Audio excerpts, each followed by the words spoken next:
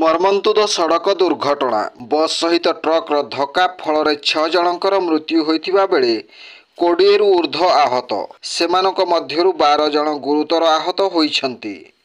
सुंदरगढ़ जिला कोईडा ब्लॉक के बोलांग निकट 520 नंबर जातीय राजपथरे लिंगराज नामक एक यात्रीवाही बस सह ट्रक्र मुहांमुही धक्का हेबा फलरे घटनास्थल 6 जनकर मृत्यु होइछि। दुर्घटना खबर पाई घटनास्थल पुलिस एवं अग्निशम बाहिनी पहुंची मृत एवं गुरुतर मानंकु उद्धार करी गुरुतरंकु राउरकेला मेडिकल को स्थानांतर करा जाइछि। उक्त लिंगराज नामक यात्रीवाही बसटी रंग रोड रे जाउथिबा बेले विपरीत दिगरु आसुथिबा ट्रक सहित भयंकर भावे धक्का होइथिला फलरे बसटी बहुमात्रा रे क्षतिग्रस्त होइछि।